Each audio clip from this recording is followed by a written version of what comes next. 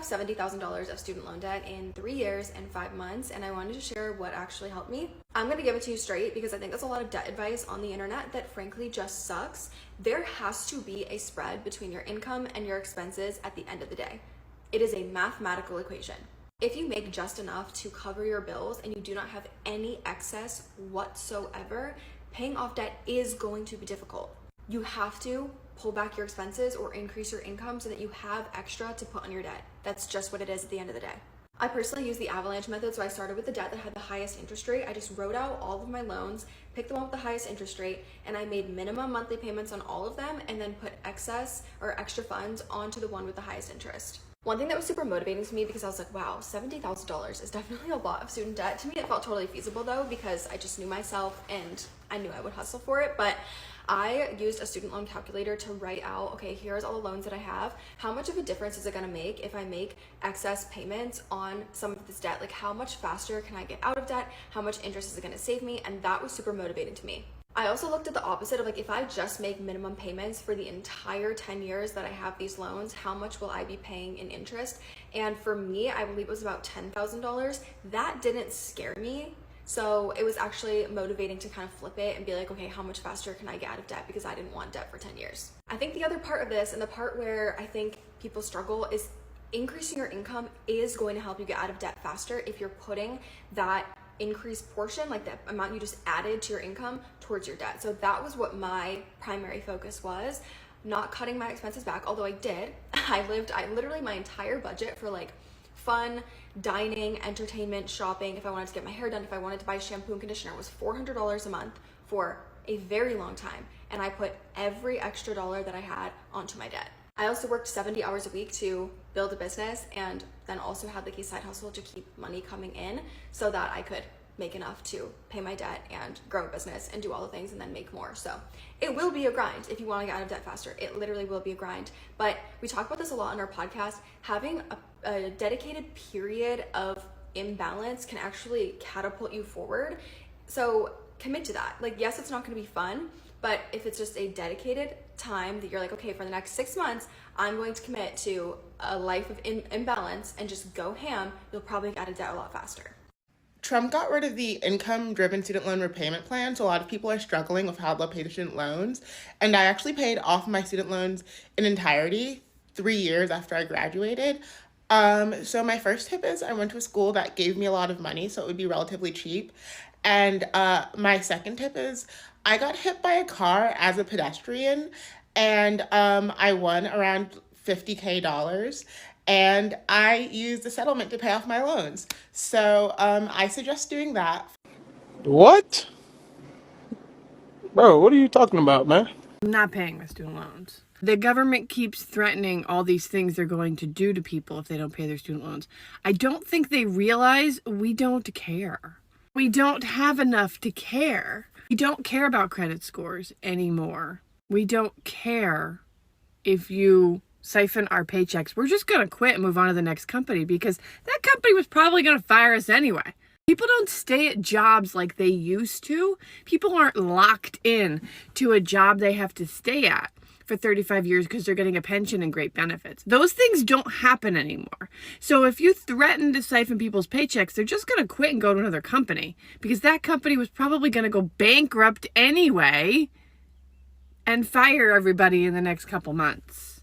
This is going to be so much work for the government to siphon paychecks, and it's not going to get them enough money. They're going to end up losing money because they're going to have to hire thousands of people to try and get this money from people that don't have it.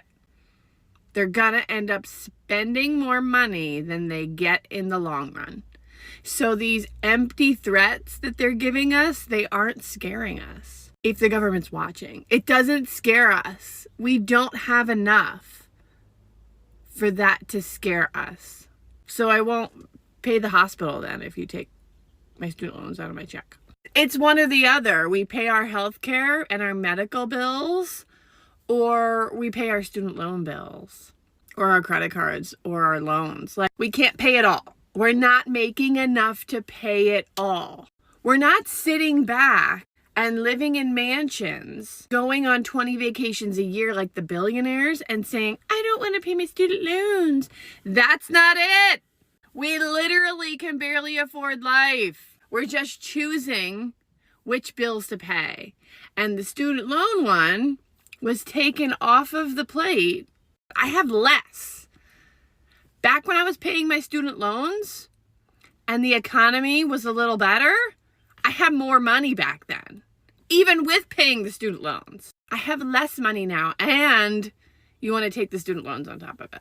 I can't even be nervous about it because I can't afford it. I don't know what you're going to take from me, but whatever you take, that means I'm not going to pay something else because I don't have that kind of money. My job just doesn't pay that.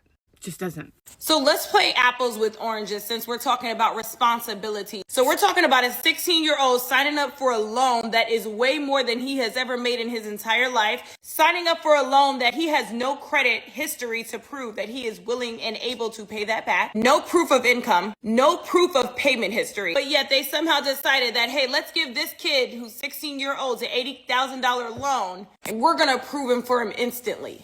We're going to throw on and slap on some interest on that rate just so it can make it nice and squeezy and turn that $80,000 to about $100,000 of student loan debt. And just so you know, I'm not sure if y'all know this or not, but majority of the jobs that are out here do require that you have a degree, especially the jobs that are supposed to pay for that loan that you took out. And if we want to compare apples with oranges, we can do it like this. If you go apply for a personal loan or whatever kind of loan that you need, three main factors that you have to have in order to get that loan approved.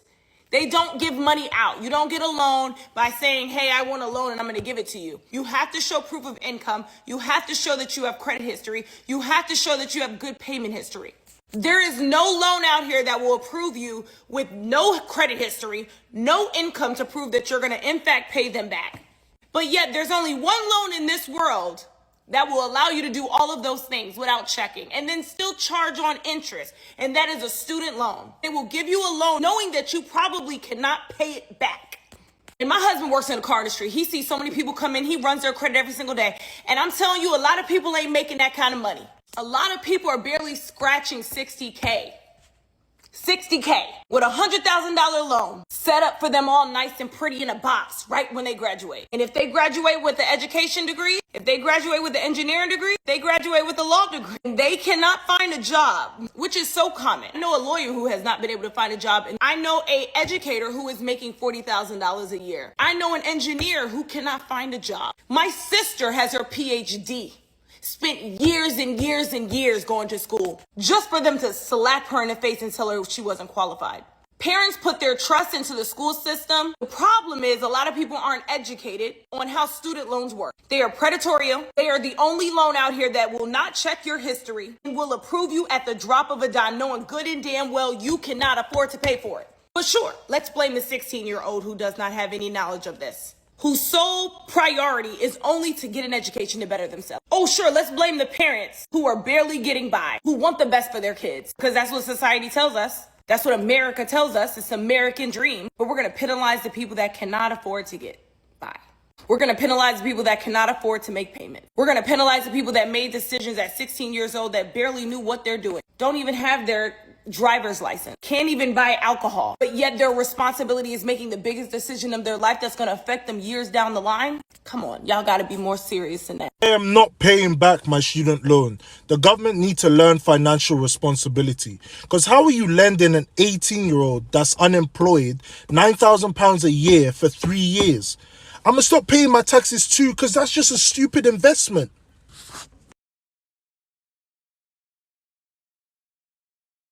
I'm not paying back my student loans. I do not care.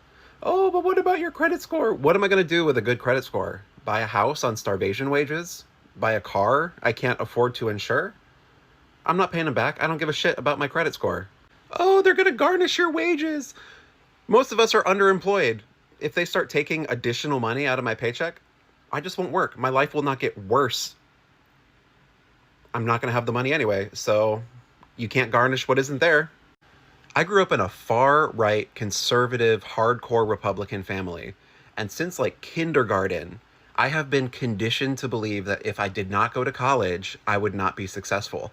I was told that if I locked in, got great grades in high school, got into college, focused, and got my degree, that I would have a life similar to the life my parents had, where my dad worked one job for like 35 years, was able to buy a house and go on vacation and support his family.